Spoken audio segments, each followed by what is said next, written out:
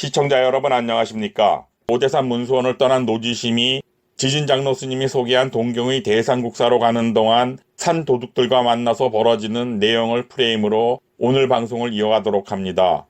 장원 주인의 말을 듣고 난 노지심은 몸속에 깊이 녹아있는 공명심 비슷한 응어리가 꿈틀대는 것을 느끼며 그 도적대 우두머리난 인간에 대한 증오라고 할 정도로 우라가 치솟는 것을 느끼기 시작합니다. 이것도 노지심의 팔자인가? 어찌 가는 곳마다 이렇게 늙은 애비와 아리따운 나이의 여인과 묶인 자신과는 아무 상관도 없을 일에 번번이 엮이는 것일까? 하여간 이번에도 얼마 전 출연 부녀의 일과 전혀 다른 것 같지만 비슷한 상황에 스스로 엮이면서 아무도 시키거나 원하지 않았지만 노지심 특유의 꿈틀대는 성깔은 나름 공명심이 되어 무작정 이 부녀를 도와 그들의 어려움을 해결하겠다고 생각합니다. 하지만 장원의 늙은 주인장이 지나칠 정도로 도적대들에게 겁을 먹고 있었기 때문에 자기가 나서서 그들을 맞상대하겠다는 말을 하면 오히려 일이 틀어질 것 같다고 생각합니다. 괄괄하고 막무가내 같은 성격을 가진 노지심은 속이 부글거리며 끌어올랐지만 속마음을 억지로 누르고 자기 생각과는 전혀 다른 말을 꺼냅니다. 그래도 한동안 절밥을 먹었기 때문인지 텅 비었던 무식한 골통 속에 뭔가 들어앉게 되었는지 난 놓고 기억자도 모르던 땡초가 능청스럽게 제법 중농 같은 소리 몇 마디를 합니다. 아이고, 주인장 어른의 말을 듣고 나니 장원의 일이 심상치 않다는 것을 알 수 있겠으나 그 도적들을 때려잡는 일은 쉽지 않을 것 같은데 그 도적들이 아무리 포악해도 제게 그들이 마음을 돌려놓을 수 있는 좋은 수가 있습니다. 그렇게 하면 주인장께서는 마음에도 없는 딸의 억지 혼사를 치르지 않아도 되고 앞으로 이 장원의 생활도 편해질 것 같은데 어떻습니까? 지심의 제법 스님에 가까운 소리를 듣고 난 장원 주인장은 아니 이 암울한 상황에서 이 무슨 꿈 같은 소리인가라고 눈이 번쩍 띄었습니다. 상황이 상황인지라 겉모습은 소도둑놈같이 험상궂고 솔직히 아무리 좋게 생각해도 잊고 있는 가사만 아니라면 중놈으로 봐주긴 좀 그런데 생불 같은 스님이 확실하다고 착각을 합니다. 그러나 노지심의 말이 생불의 입에서 나오는 소리같이 들리긴 했지만 그 도적대들이 그동안 해온 일들을 잘 알고 있는 장원 주인은 걱정이 앞서 그에게 말합니다. 그 도적대들은 목숨을 하찮게 여겨 사람 죽이기를 애들 장난하듯이 하는 악귀 같은 놈들인데 생불께서는 어떻게 그 흉폭한 자들의 마음을 돌려놓으실 수 있단 말입니까? 장원 주인이 노파심에 걱정이 되어 믿기 어렵다는 듯이 이런 말을 했지만 노지심은 여전히 별일도 아니라는 듯 시치미를 떼며 가볍게 말합니다. 이 소승은 얼마 전까지 오대산 문수원의 지진장로 밑에서 불가의 인형과 중생들의 가르침에 대한 설법을 귀가 아플 정도로 많이 들어왔기에 조금이나마 그것을 깨우친 바 있습니다. 그렇기 때문에 그 악당들이 아무리 쇠나 돌처럼 미물로 만들어졌다 해도 이 화상의 말을 조금이라도 듣고 나면 악한 마음을 오른쪽으로 돌리지 않고는 배길 수 없을 것입니다. 그러니 주인 어른께서는 따님을 다른 곳으로 보내 숨겨놓으시면 제가 따님의 방에 들어가 그 도적 우두머리를 앉혀놓고 지진장로님의 설법에 따른 인연으로 잘 달래어 흉한 마음을 돌려놓도록 하겠습니다. 어쭈구리 이 노지심 땡초가 정말 문수원에서 큰스님 지진장로로부터 계시를 받은 것인가? 까막눈도 보통 까막눈이 아닌 상무식쟁이로선 도저히 말하기 힘들 것 같은 앞뒤가 딱 들어맞는 소리를 하다니 놀라운 일이 아닌가?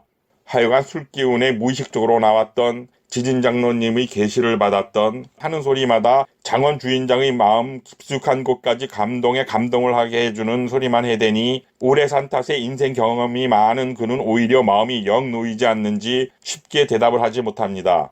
생불께서 하신 방법도 좋기는 한데 잘못되면 오히려 호랑이의 수염을 뽑아 일이 커지게 되는 상황이 되지 않을까 하는 노파심에 좀 불안하기도 합니다만 이라며 말끝을 흐립니다. 장원 주인이 그런 말을 하자 노지심은 자기도 목숨 아까운 줄 아는 땡초인데 할 수도 없는 일을 함부로 하겠다고 직결이냐며 그냥 자기를 믿어보라고 능청을 떨자 결국 주인이 마음을 정한 듯 대답했습니다. 좋소이다. 그럼 이 늙은이는 우리 집안에 복이 있어 생불이신 사암부척해서 오신 것이라 믿겠으니 부디 말씀하신 대로 모든 일을 잘 풀어가 주시면 감사하겠소이다. 장원 주인이 그렇게 말하고 나자 아무리 좋게 보려고 해도 노지심이란 땡초가 그런 신통한 능력이 있을 것 같아 보이지 않는 머슴과 일꾼들 모두 놀라 겁먹은 얼굴이 됩니다. 그러나 일단 모든 일을 지심을 믿고 맡기기로 마음먹은 주인장이 뭐 더 드시고 싶은 것이 있으신가요? 라고 묻자 노지심은 기다렸다는 뜻이 밥은 됐고 더 주시려거든 술이나 더 마실 수 있게 해주시면 좋겠다고 대답합니다. 술이야 얼마든지 있지요. 얘들아, 생불께 술과 좋은 안주를 준비해 올려라 라고 말하자 머슴들이 찐 오리고기 한 쟁반과 잘 익은 술을 독재 가져다 놓으며 큰 술잔도 함께 올려놓고 마음껏 마실 수 있게 했습니다. 그러자 그 큰 잔으로 무려 30잔이나 뱃속으로 퍼놓고 나자 술귀신에 가까운 지심도 어지간히 술배가 차오는 것을 느끼며 선장과 계도를 챙겨 일어나서 머슴들에게 혼사를 위해 준비해 놓은 신방을 치우라고 지시합니다. 거나하게 마신 술이 꼭지까지 차오른 노지심이 장원 주인에게 딸을 다른 곳으로 피신시켜 놓았냐고 물으니 이미 이웃에 있는 지인 집에 숨어 있도록 해놓았다고 말하자 딸이 신랑을 기다리게 꾸며놓았던 신방으로 안내해달라고 말했습니다. 주인장이 신방으로 안내하자 노지심이 모두들 다른 곳으로 가 계시라고 말하며 성큼성큼 안으로 들어가 계도를 침상머리에 놓고 선장은 의자에 기대어 놓았습니다. 그리고 모든 세간살이들을 한쪽으로 밀어놓은 다음 휘장지로 가서 입고 있던 옷들을 훌렁훌렁 벗어던진 뒤 벌거숭이가 되어 올라앉았습니다. 그러는 사이 장원 주인장은 머슴들과 일꾼들에게 아무 일도 없는 것처럼 바깥마당 널찍한 곳에 서둘러 성대한 잔치자리를 마련하도록 지시해 혼사를 위한 모든 준비를 마무리해 놓았습니다. 이윽고 밤이 깊어 날이 아주 어두워진 것을 보고 머슴들에게 집 안팎에 등불을 내다 걸도록 한 다음 보리타작 마당에 탁자를 꺼내놓고 위에 향불을 피우고 꽃등을 얹어 그럴듯한 홀례상을 꾸며놉니다. 그런 다음 머슴들에게 꾸며놓은 홀례상 옆에 고기로 만든 요리와 안주를 항상 그득히 차려놓고 향기로운 술도 큰 독재 데우게 시키고 나자 겉으로 보기에는 훌륭한 혼인잔치집이 틀림없었습니다. 밤이 무르익을 시간인 초경쯤 되었을 무렵 멀리 도화산 쪽에서 북을 치고 징을 울리는 소리가 은은하게 들려왔습니다. 여기서 초경은 밤 7시에서 9시 사이를 가리키는 말입니다. 장원주인장인 유태공과 집안 머슴들이 그 소리가 들리자 불안하여 벌벌 떨면서 장원 문간으로 나가 쳐다보니 멀리 보이는 곳에서 수십 명의 도적대들이 많은 횃불을 들고 길을 대낮같이 밝히며 홀례를 치를 우두머리와 함께 달려오고 있었습니다. 뭔가 매우 급한 일을 하려는 사람들처럼 나는 뜻이 매우 빠른 속도로 말을 몰아 다가오는 한때의 사람들이 다다르자 유태공은 머슴들을 시켜 장원의 대문을 활짝 열어 그들을 맞아들입니다.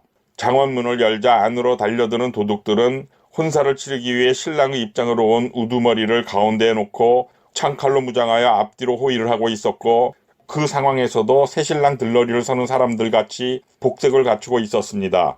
들러리 도적대들은 붉고 푸른색의 비단 옷을 갖춰 입고 머리에는 촌스럽게 보였지만 들것을 꽂았고 앞에 선 몇 놈들은 홍사초롱까지 받쳐들고 있었으며 그 가운데 말을 타고 있는 새신랑이 될 우두머리의 복색과 치장은 더욱 요란했습니다. 머리에는 붉은 비단으로 만든 끝이 뾰족한 두건을 썼고 그 두건 둘레에 형형색색의 조화를 꽂았으며 수놓은 녹색 비단포를 걸치고 금빛이 번쩍이는 허리띠를 둘렀고 흰 소가죽 신발을 신고 있는 모양이 틀림없이 양갓집 새신랑 같다고 할 수 있었습니다. 옷이 날개라고 했던가 우두머리는 그 복색을 갖추고 키 큰 백마 위에 떡하니 올라앉아 있는 모습이 겉모습은 나름 늠름하고 진짜 대왕 같아 보이기도 했습니다. 도적 우두머리가 장원문 앞에 도달하여 타고 온 백마의 등에서 내릴 때 그를 호위하던 졸개들이 흥을 돋우기 위해 목에 잔뜩 힘을 주어 홀레의 노래를 불러 제낍니다. 삼어관대에 번쩍번쩍 오늘 밤 장가들 새신랑이로구나. 몸에 걸친 비단옷 착착 들어맞는 이 처자 오늘 밤 홀레치를 새색시가 틀림없네. 그 모습을 본 장원주인 유태공이 황급히 대문으로 달려나가 술잔을 올리며 무릎을 꿇자 따라온 머슴들도 그를 따라 무릎을 꿇었고 새신랑이 되려는 우두머리는 무릎을 꿇고 있는 유태공을 부축해 일으켜주며 사뭇 점잔을 떨며 말합니다. 영감님은 오늘부로 제 장인이 될 것인데 어찌 사위인 제게 무릎을 꿇으십니까? 그러자 유태공은 그런 말씀 마시라고 말하며 자기는 단지 대왕의 다스림을 받고 있는 일개 백성일 뿐이라고 말하자 장원에 도착하기도 전에 벌써 얼큰하게 술이 올라있던 도둑 우두머리는 그 소리가 싫지 않은지 껄껄대며 큰 소리로 웃어 제낍니다. 호탕하게 웃고 난 두목이 자기는 이미 영감님이 사위가 된 것인데 어찌 영감님을 함부로 낮춰볼 수 있겠냐며 단지 예쁜 딸만 자기 아내로 준다면 모든 것이 전과는 달라질 것이라고 말했습니다. 그 말을 마친 뒤 유태공이 주는 하마배를 단숨에 들이키고 홀례상이 차려진 객청으로 들어가 향불이 지펴있고 홍사초롱이 밝혀진 홀례상을 본 두목놈이 또 한 번 공시사를 해댑니다. 이렇게 성대하게 준비하여 홀례를 치를 수 있게 잘 맞아주시니 정말 고맙기 짝이 없소이다. 잠시 후 어떤 일이 벌어질지는 꿈에도 생각하지 못하고 말뿐이 아니라 정말로 기분이 좋아 죽겠다는 표정을 지으며 흥겨운 행동을 보이고 술 석 잔을 더 들이킨 다음 마루 위로 올라갔습니다. 따라온 졸개들이 흥을 돋구기 위해 피리며 북을 요란하게 두들기고 부러제끼는 가운데 도둑 두목놈이 유태공에게 묻습니다. 장인어른, 내 아내될 따님은 어디 있소이까? 그러자 장원주인 유태공은 그 애가 부끄러움을 많이 타는지라 밖으로 나오지 못하고 있다고 둘러대자 그 말을 그대로 믿으면서 그럼 장인과 함께 한 잔 더 하면서 정을 두텁게 하고 싶으니 우선 술이나 더 내오라고 말합니다. 술이 나오자 한 잔을 더 마시고 나서 아내될 여자를 보고 싶기도 하고 아직 술도 더 마셔야 하니 이리 데려오라고 유태공에게 말하자 그는 차라리 신방에 가서 아예 초야를 치르는 게 좋겠다고 말했습니다. 그는 노지심이 낮에 말한 대로 이 도적놈을 잘 타일러 조용히 산채로 돌아갈 수 있도록 달래주기를 바라며 그 도둑 두목과 함께 자리에서 일어나 지심이 있는 신방 앞에 도착하여 혼자 들어가라고 한 다음 촛불을 든 채 얼른 그것을 피했습니다.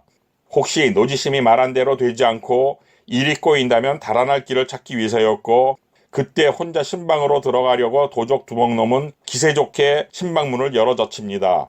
도적 두목이 신부가 있을 것으로 생각하며 신방문을 열어젖혔지만 불이 켜있지 않아 안이 어두워 아무것도 보이지 않자 주인 영감이 기름을 아끼기 위해 불을 켜놓지 않은 것으로 생각한 그는 다음에 산채에 있는 좋은 기름 한 통을 가져다 줘야겠다고 생각합니다. 물론 방 안에 불이 켜져 있지 않은 것은 신부감을 빼돌리고 술냄새 피우고 앉아있는 노지심이 도적놈을 혼내주기 위해 일부러 그런 줄은 꿈에도 상상하지 못한 두목은 주인장의 알뜰함에 대한 칭찬을 응얼거리듯 씹으리며 방 안으로 들어갔습니다. 술을 그렇게 퍼마시고도 골아떨어지지 않고 끄떡없이 장막 뒤에 앉아있던 노지심은 그가 시부렁거리는 소리를 듣고 웃음을 참지 못하며 자기도 모르게 킥하고 웃자 자기 섹시의 웃음소리로 착각한 두목이 그 웃음소리를 낸 곳에 말을 겁니다. 아가씨, 아직도 부끄럽소이까? 여기 신랑이 왔으니 나와서 맞이해야지 왜 아직도 그러고 있는 거요? 그만 부끄러워하고 이리 나오시오.